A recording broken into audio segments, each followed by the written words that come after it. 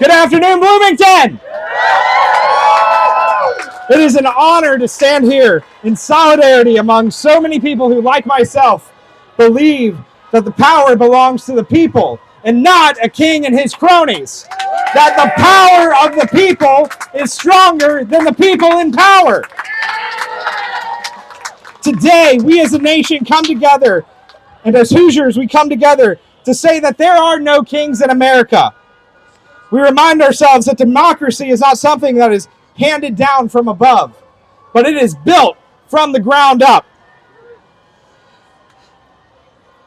It's built by workers, by neighbors, by people who have had enough of being told to wait their turn, while billionaires and political insiders write rules only to serve themselves. We're here today because we know something simple and true, that Hoosiers deserve better, and we are here and ready to fight for it. If we haven't met yet, my name is Hunter Collins. I'm running for Indiana House District 68. That's over near Cincinnati and Dearborn County. And when I talk to folks all across southeastern Indiana, whether they're from Lawrenceburg or Dillsboro, Rising Sun or Vevey, I hear one thing over and over. People are sick and tired. They're tired of working harder than ever and still falling behind. Tired of politicians who talk about freedom while letting mega corporations buy up our housing, our hospitals, and our future. Tired of a system that says workers should be grateful for scraps while CEOs and billionaires get tax breaks big enough to build rockets and play pretend astronaut.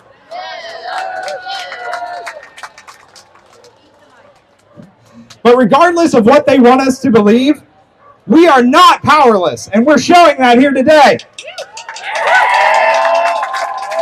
Because every factory worker, every retail clerk, every nurse, every teacher, the ones in our community that make the wheels turn, that's us. We're the ones that turn the wheels of this state and of this country.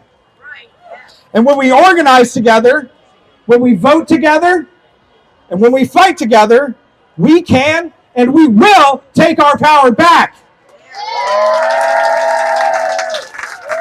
The movement that we're building is not about one person or one office. It's about building solidarity amongst the workers of Indiana. It's about building a state where no one has to work 3 jobs just to afford rent. Where the kid in rural Indiana can get as good of an education as the kid in Carmel. Where a father with cancer can get life-saving treatment without the worry of financially burdening his family. And it's about a government that actually serves us, not the corporations writing checks and shady backroom deals. No Kings is not just a catchy name for a protest. It means something. It means that no one is above accountability, no one is entitled to rule over us, and no one gets to decide our future except for us. Nothing about us without us. I want to hear you say that. Nothing about us without us. Now, I know some folks in the establishment like to say that big change is impossible and that we just have to be realistic. But I'll tell you what's unrealistic. It's unrealistic that in the richest country on earth, Hoosiers can't afford health care. It's unrealistic that full-time workers can't afford a place to live. And it's unrealistic that we let corporate landlords and utility companies bleed us dry while calling it the free market. We deserve politics that dream big. Because we as the working class can and will build what we dream because it's what we've always done. Our parents, our grandparents, our great-grandparents, they built the unions, the schools. They built our communities. They built America. And now it's our turn. We can build a new Hoosier story, a story rooted in dignity, solidarity, and hope. We can fight for good-paying union jobs so no worker has to choose between feeding their family and paying the rent. We can make housing affordable again by taking on the corporate landlords and launching programs to help first-time homebuyers stay in their communities. And we can make Indiana not just the best state to learn in, but to teach in, and make it the worst state for greedy politicians who want to privatize our public schools. This is what this movement is all about. Because at the end of the day, we're not just fighting against some whiny-ass wannabe dictator. We are fighting for something better.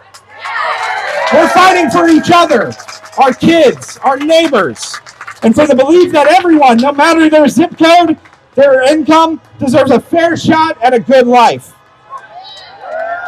I'll end with this. There was a speech made by the late Mario Savio, an American activist who was critical in the free speech movement at Berkeley. In that speech, he spoke on the need for action.